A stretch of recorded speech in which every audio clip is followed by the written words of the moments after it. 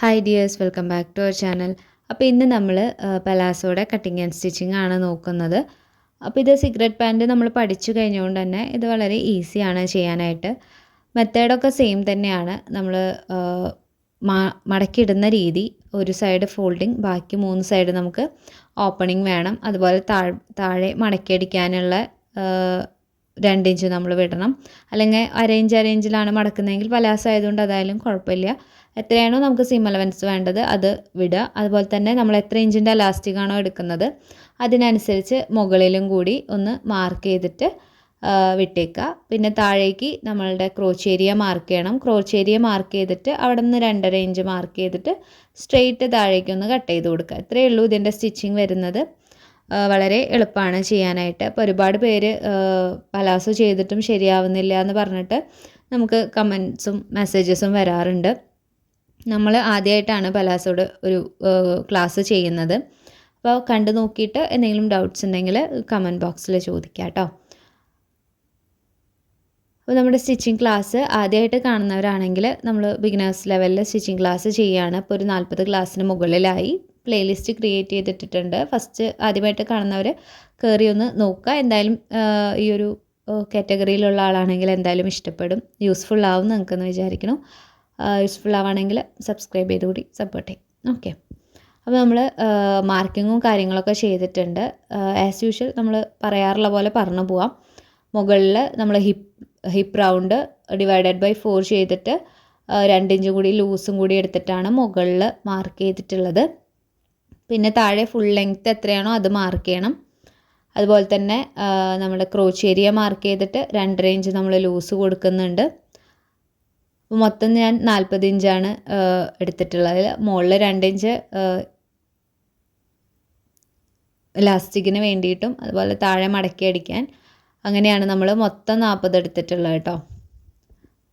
പിന്നെ ക്രോച്ച് ഏരിയയുടെ അവിടെ വരുമ്പോൾ 11 പ്ലസ് 2.5 ഇഞ്ചും കൂടിയും വരും. അത് നമ്മളവിടെ ലൂസായിട്ട് കൊടുക്കുന്നതാണ്. അപ്പോൾ അങ്ങനെയൊക്കെയാണ് നമ്മുടെ മാർക്കിങ്സ്. ഇപ്പോൾ ഈ ഏകദേശം പറഞ്ഞ കാര്യങ്ങളൊക്കെ സിഗരറ്റ് പാൻറ്റ് കണ്ടിട്ടുള്ളവർക്ക് മനസ്സിലായിട്ടുണ്ടാവും. അപ്പോൾ ആദ്യമായിട്ട് ഇതാ കാണുന്നതെങ്കിൽ സിഗരറ്റ് പാൻറ്റ് കൂടി ഒന്ന് കണ്ടതിന് ശേഷം നോക്കാം കേട്ടോ. അപ്പോൾ ഞാൻ ആദ്യം തന്നെ ഇവിടെ ഒരു ലൈൻ ഇട്ട് കൊടുക്കുന്നുണ്ട്. ഓക്കെ, ഒരു ലൈൻ ഇട്ട് കൊടുക്കുന്നുണ്ട്. അപ്പോൾ ഫസ്റ്റ് മൊത്തം ടോട്ടൽ ലെങ്ത്ത് എടുത്തിട്ടുണ്ട് കേട്ടോ, ഫുൾ ലെങ്ത്ത് എടുത്തിട്ടുണ്ട്.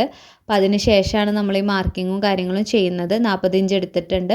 ഇനി നമുക്ക് ഹിപ്പ് റൗണ്ട് എത്രയാണോ ഡിവൈഡഡ് ബൈ 4 ചെയ്യുക, പ്ലസ് ഒരു 2 ഇഞ്ച് ലൂസും കൂടിയും കൊടുത്തിട്ട് മാർക്ക് ചെയ്യുക. ആ മാർക്ക് ചെയ്ത പോയിന്റിൽ നിന്ന് താഴേക്ക് നമ്മളുടെ ക്രോച്ച് ഏരിയ എത്രയാണോ അത് മാർക്ക് ചെയ്ത് കൊടുക്കുക. അപ്പോൾ ക്രോച്ച് ഏരിയ 12 ഇഞ്ച് ഞാനിവിടെ മാർക്ക് ചെയ്യുന്നുണ്ട്. എന്നിട്ട് ആ 2 പോയിൻറ്റിനെയും തമ്മിൽ ജോയിൻ്റ് ആവുന്ന രീതിയിലൊന്ന് വരച്ചു കൊടുക്കുക. ഇനി ഈ ക്രോച്ച് ഏരിയ മാർക്ക് ചെയ്ത പോയിന്റിൽ നിന്ന് 2.5 ഇഞ്ച് ഇങ്ങോട്ട് ഒന്ന് മാർക്ക് ചെയ്ത് കൊടുക്കുക കേട്ടോ. ഇനി ഇതുപോലെ ഒന്ന് വരയ്ക്കുക, കണ്ടോ? വരച്ചിട്ട് ആ ക്രോച്ച് 2.5 ഇഞ്ച് മാർക്ക് ചെയ്ത പോയിൻ്റ് ഉണ്ടല്ലോ, ആ പോയിന്റിൽ നിന്ന് നമുക്ക് താഴേക്ക് സ്ട്രെയിറ്റ് ആയിട്ടൊരു ലൈൻ ഇട്ട് കൊടുക്കണം. പിന്നെ ക്രോച്ച് ഏരിയയുടെ ഈ ഒരു പോർഷനിൽ ഒരു കർവ് ഷേപ്പിലൊന്ന് വരച്ചു കൊടുക്കുക.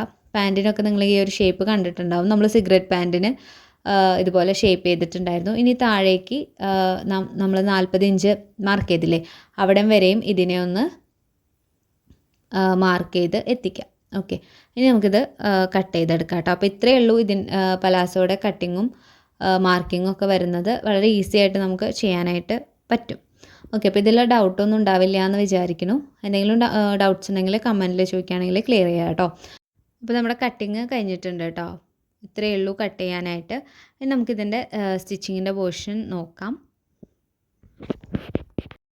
അപ്പോൾ സ്റ്റിച്ച് ചെയ്യാനായിട്ട് സ്റ്റാർട്ട് ചെയ്യാണ്. ഇതാണ് നമ്മൾ കട്ട് ചെയ്ത് വെച്ചിട്ടുള്ള 2 പീസ്. 2 പീസിൻ്റെയും റോങ് സൈഡാണ് എടുത്തിട്ടുള്ളത്.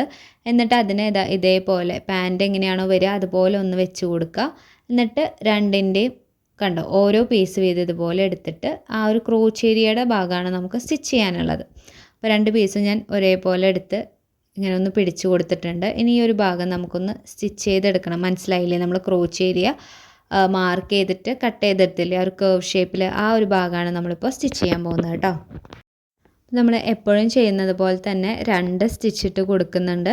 ഒരു സ്റ്റിച്ച് ഇട്ടിട്ട് അതിന് തൊട്ടപ്പുറത്തായിട്ട് അടുത്ത സ്റ്റിച്ച് ഇടുക. നമ്മളിട്ട ഒരു സ്റ്റിച്ചിൻ്റെ മുകളിൽ കൂടെ ആയിട്ട് ഇടാതിരിക്കുക. അപ്പോൾ ഇത് വീണ്ടും വീണ്ടും പറയുന്നതായിട്ട് ഫീൽ ചെയ്യുന്നുണ്ടാവും സ്ഥിരമായിട്ട് കാണുന്നവർക്ക്. പക്ഷേ ആദ്യമായിട്ട് കാണുന്നവരാണെങ്കിലോ എന്ന് വിചാരിച്ചിട്ടാണ് നമ്മളെല്ലാ കാര്യങ്ങളും ഒന്നുകൂടി പറഞ്ഞു പോകുന്നത്.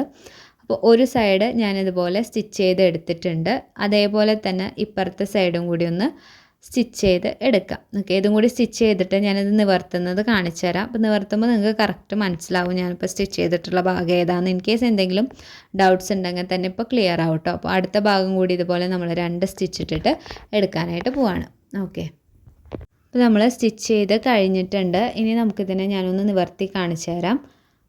ഓക്കെ, ഇതുപോലെയാണ് നിവർത്തി വരുമ്പോൾ നമുക്ക് വരിക. കണ്ടോ, ഫ്രണ്ടിലേക്കും ബാക്കിലേക്കും ഈ ഒരു സ്റ്റിച്ച് വന്നിട്ട് ഇതാണ് നമ്മുടെ ക്രോച്ച് ഏരിയയുടെ സെൻറ്റർ പോർഷൻ വരുന്നത്. ഓക്കെ, ഇപ്പോൾ ക്ലിയർ ആയില്ലേ? ഇനി ഇതുപോലെ സെൻറ്റർ പിടിക്കുക. അതേപോലെ തന്നെ താഴ്ഭാഗം നമുക്കൊന്ന് മടക്കി സ്റ്റിച്ച് ചെയ്ത് കൊടുക്കണം. എന്നിട്ട് താഴ്ഭാഗവും പിടിക്കുക. അപ്പോൾ രണ്ടും ലെവലായിട്ടായിരിക്കും ഉണ്ടാവുക. അപ്പോൾ ആദ്യം നമുക്ക് താഴ്ഭാഗം ഒന്ന് മടക്കി സ്റ്റിച്ച് ചെയ്തതിന് ശേഷം ഈ സൈഡ് ജോയിൻ ചെയ്യാം കേട്ടോ. അപ്പോൾ ഞാൻ താഴ്ഭാഗം ഒന്ന് മടക്കുന്നുണ്ട്. മടക്കിയിട്ട് ഒന്ന് 2ആയിട്ട് മടക്കി സ്റ്റിച്ച് ചെയ്യുക. നിങ്ങളിടുന്ന സീം അലവൻസിനനുസരിച്ച് മടക്കാം കേട്ടോ.